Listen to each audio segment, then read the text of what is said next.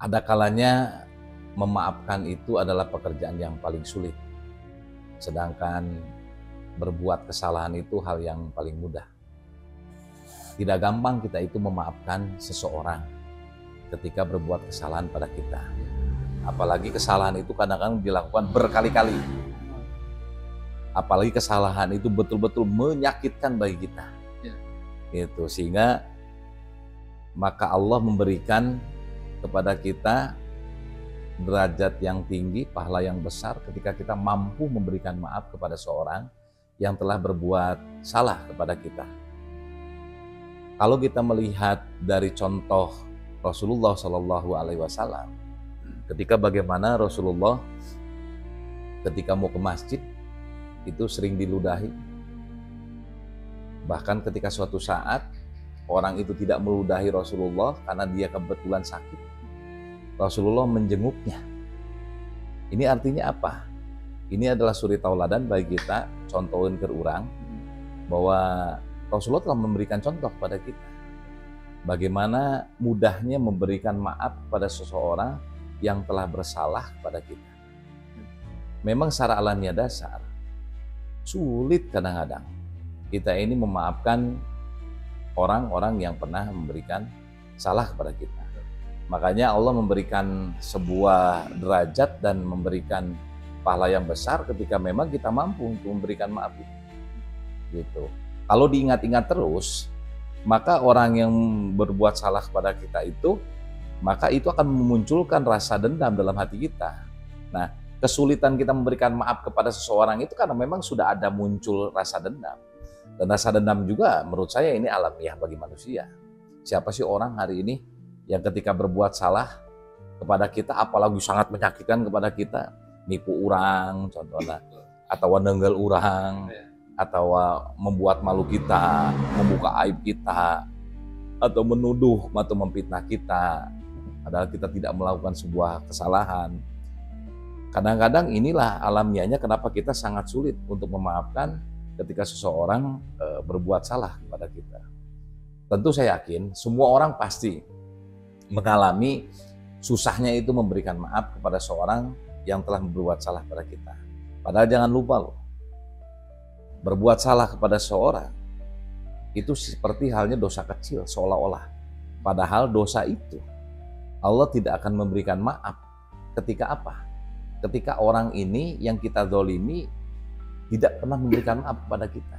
Inilah dosa hablum minan nas yang sebetulnya seperti seolah-olah dosa kecil, tapi sebetulnya ini menjadi besar. Karena kenapa? Karena suatu saat ketika kita berbuat zalim kepada orang lain, maka orang lain itu tidak memberikan maaf kepada kita, maka sudah dipastikan amal kebaikan kita di dunia ini nanti di akhirat bakal diambil oleh dia sebagai pengganti dari kedoliman kita.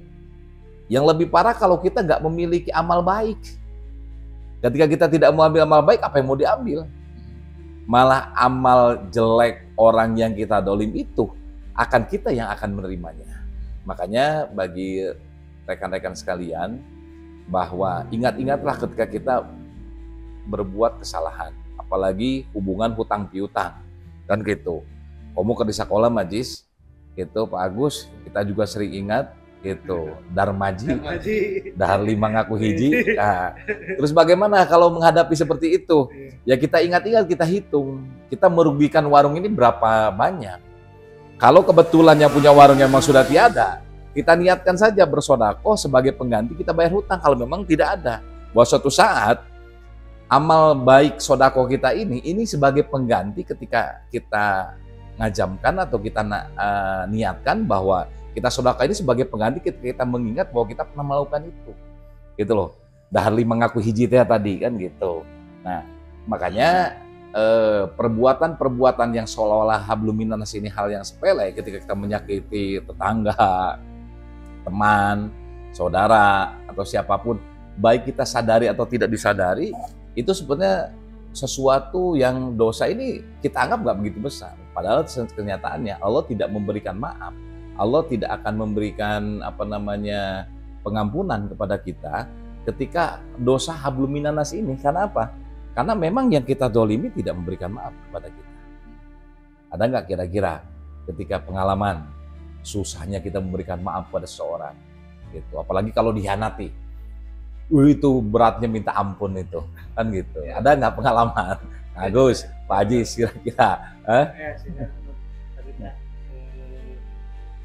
ya kalau secara teorinya kayak seakan itu mudah kalau kita melakukan dan lain sebagainya, tapi kan ketika dipraktekkan itu sulitnya minta ampun. Ketika kamu terus dari hati pisan lah gitu dah kondisi nata. Diformalin dinya. Nah, tipsnya teh kan supaya rasa ambak eta teh nggak ada tuh kumaha kan? Apa yang harus kita lakukan? Tips supaya yang minimal rasa ambak itu seakan-akan mulai memudar gitu. Ya kuncinya bertahap. Tadi itu, ketika sudah muncul rasa dendam dalam hati kita, itu akan jauh lebih sulit. Apalagi kalau kita mengingat-ingatnya terus, makin kita mengingat, makin sakit ya makin dendam pada diri kita. Sehingga sangat sulit kalau kita memberikan maaf kepada seorang. Kita pahaminya bahwa ini bertahap dan kita yakini bahwa Allah saja lautan hampura. Allah ini akan memberikan maaf kepada hamba-hambanya. Rasulullah sendiri mencontohkan kepada kita bagaimana beliau mampu untuk memberikan maaf kepada orang yang sudah berbuat dolim pada Rasulullah SAW. Bahkan ketika dulu Islam sudah mulai berkembang, ketika Rasulullah ke Mekah, bahkan tidak ada pertumpahan darah sekali. Padahal bagaimana kafir Quraisy pada saat itu di kota Mekah itu mendiskriminasi, menindas, bahkan sampai siap untuk membunuh Rasulullah SAW. Tapi dengan mudahnya Rasulullah memberikan maaf. Ketika apa? Jumlah penduduk Islam atau mayoritas Islam pada sudah terjadi. Yang dari Madinah pergi menuju Mekah, makanya dikenal Fathul Mekah. Nah, inilah contoh kita. Walaupun itu tidak mudah memang, tapi bertahap. Makanya Allah memberikan pahala yang begitu besar, Allah memberikan derajat yang begitu besar ketika orang yang mampu memberikan maaf. Ketika konteks ada kesalahan hablum minan nas. Maka itu yang harus kita ingat. Dan tentunya dendam ini salah satu bagian penyakit hati. Maka untuk mengobati penyakit hati tidak ada lain kecuali apa? Ala bidzikrillah tatma'innul qulub. Tidak ada lain kecuali kita zikir kepada Allah. Makanya saya sangat berkeyakinan ketika hari ini memaafkan itu menjadi sesuatu yang sulit, sedangkan berbuat yang salah itu menjadi mudah. Kita yakinkan dalam diri kita tukar posisi itu. Memberikan maaf itu menjadi mudah, tapi berbuat salah menjadi sulit. Mudah-mudahan ini bagian strategi kita, bagaimana kita memberikan maaf kepada seseorang yang memang telah berbuat dolim, membuat kesalahan kepada kita.